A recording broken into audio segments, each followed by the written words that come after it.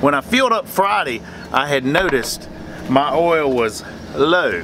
Not quite low enough to add, but my check engine light is back on. I don't know if you guys can see that, but when your oil's down to that little indentation there, it's time to add oil. I'm pretty much all over it. And with the check engine light on, I'm gonna go ahead and add. I don't know if all trucks have this, but these International, with the Cummins anyway, has a built-in funnel, which makes it easier.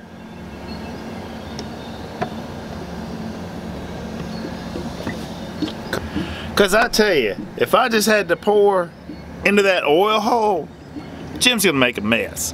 There's gonna be at least some oil down on the engine. This way, it's good. And when you're done, you just stick it back in there.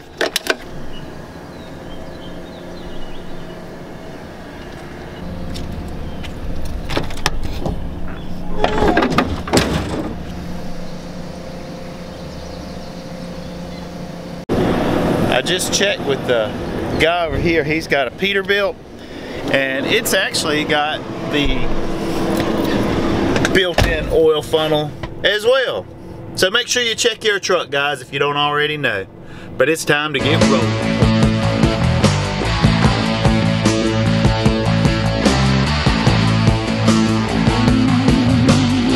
Okay, I am at the Greer yard now. I had to come up here for a couple of reasons. But as I walk up, do you guys recognize this truck right here? SL 734. That was my first truck here at G&P. But this is the main office here.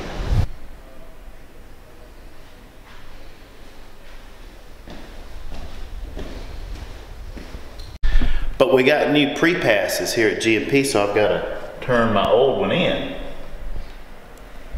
And now I get a new one. But they say it doesn't work for the first couple of days. So I'll be going in scale houses. SL 1040. But inside of here is my new pre-pass. But now I've got to go. I don't really have to have much of a conversation. I just need to tell the shop to give me some oil because my truck uses it.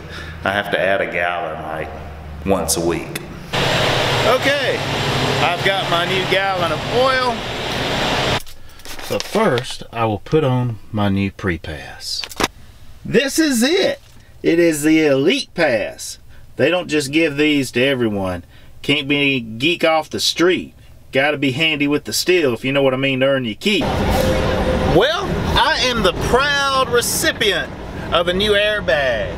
So that annoying beep, beep, beep, beep, building up air pressure sounds you guys have heard in the last couple of videos, hopefully you won't hear that sound anymore. But I've got an empty trailer to go pick up, and then I'm headed to Starr, South Carolina, and then to Grover, North Carolina to deliver this. And, well, I'm not gonna make it by 2 o'clock, but I will get there as soon as I can. Here I come again now, baby, like a dog in tell it's me by the clamor now, baby, I'd like to climb the street. Now I've been smoking for so long, you know I'm here to stay. Got you in a stranglehold, baby, you best get out of the way. Finally, a trailer that I can get. Now I got out because this looked like it might be a little too high, but actually I think it's going to be okay.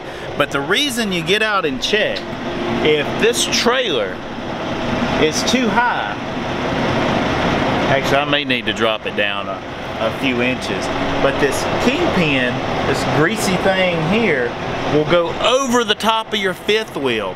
And if you're like with US Express and have one of their trucks, you're screwed, brother. Unless you can raise the landing gear high enough, which in most cases you can't. I've had to get a forklift driver to like lift it up before. Now with my truck that I have here, it has a suspension drop, which what it'll do is deflate these airbags, which I've got a new airbag that had a little leak in it before, but it's been replaced. But it'll deflate those airbags so your back end will drop down a little lower, and well, you'll be okay.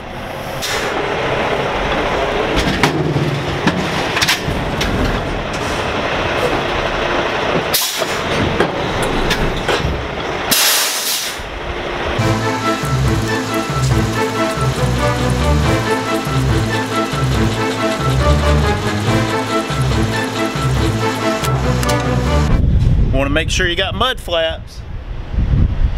Got those on there. We're blinking in the back, and there's not a seal. And the trailer's empty.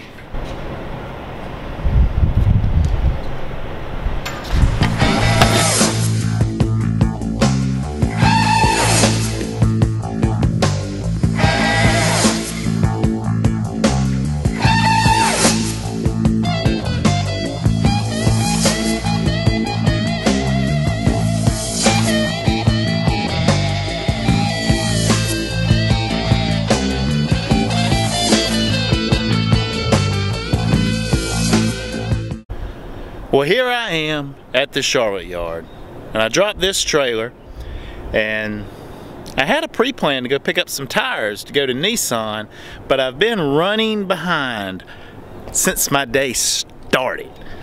I had the intention of getting started at 3 or 5 in the morning, and I let weekend dispatch know that last night, but I don't know, 8 o'clock rolled around and I didn't have anything. And I know my man Josh, as soon as he comes in, he's all over it.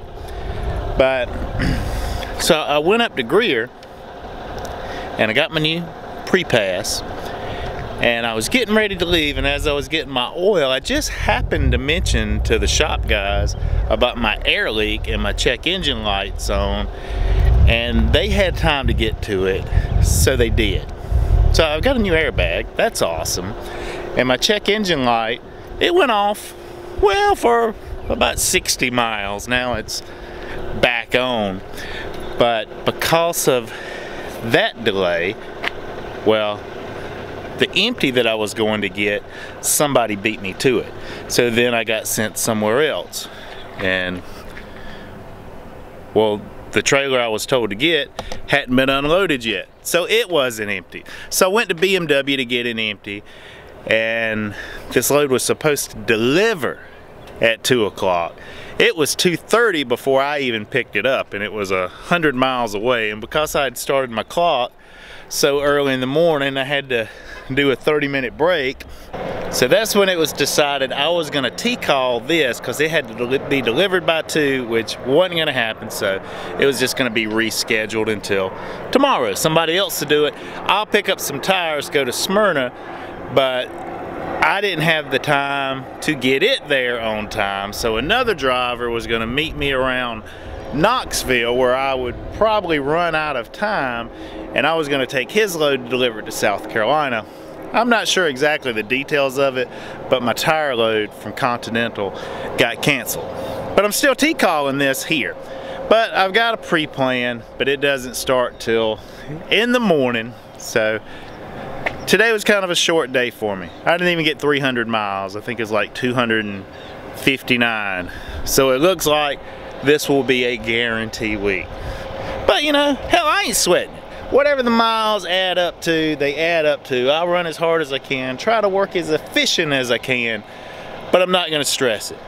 Well, let me show you guys something. That there, maybe it's a normal building and they're remodeling it, or it's a new one. in? I don't know, but it's not open here at the Charlotte yard. There's not even a porch or steps to get in there. And that's normally where the cubby holes are, where we put our bills and pick up our bills. So in the meantime, they're not in there, but they're close by to there. This cabinet right here, this is just for you G&P drivers, which I know some of you guys watch this. But if you open it up in here, there are these envelopes with the number on it. It represents the whole cubby hole thing that you're used to.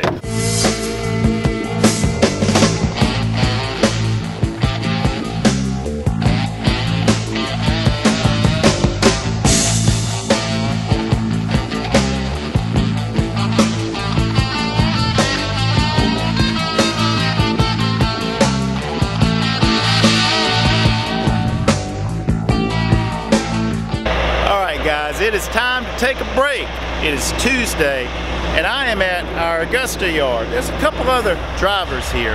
Now, a couple videos ago when I was at Chattanooga and I showed the list of terminals and said, you know, if you live within an hour of one of those terminals, you may be able to come to G&P. I didn't quite tell the whole story. There's some other, they're not terminals, they're yards, such as this one. The one in Anderson, which is where I park at. There's also one in Florence, South Carolina. And there's some others too. I don't actually have a list of all of those. But if you're interested, talk to a recruiter. They have all of that information. All right, it is time for lunch. I've got a little turkey and provolone on here.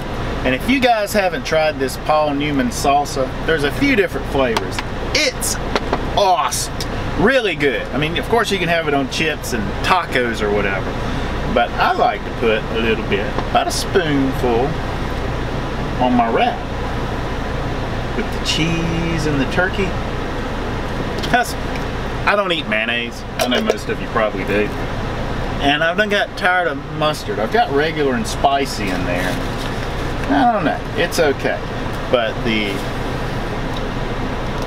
salsa, and I get the pineapple. There's also a mango one that's good, and a black bean and corn that's good. Just wrap this sucker up. That's good.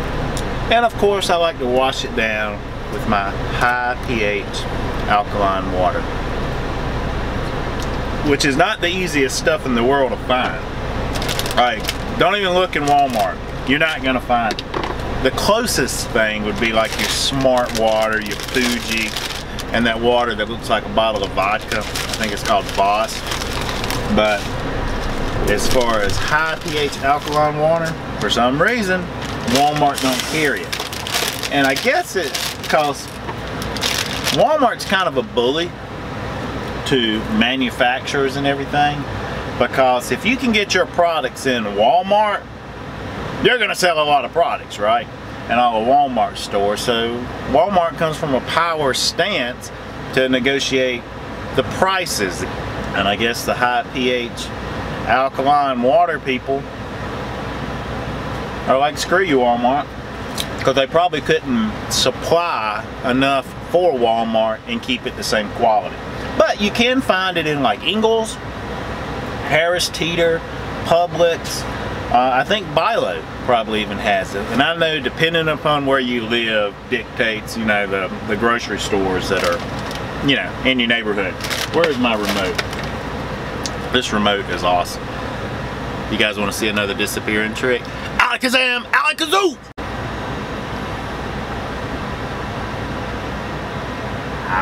Ha! And I'm back like a Dragon Ball Z. But this episode is a wrap, people. I'll do my best to get another one up for the weekend, but until then, be safe out there and keep on trucking.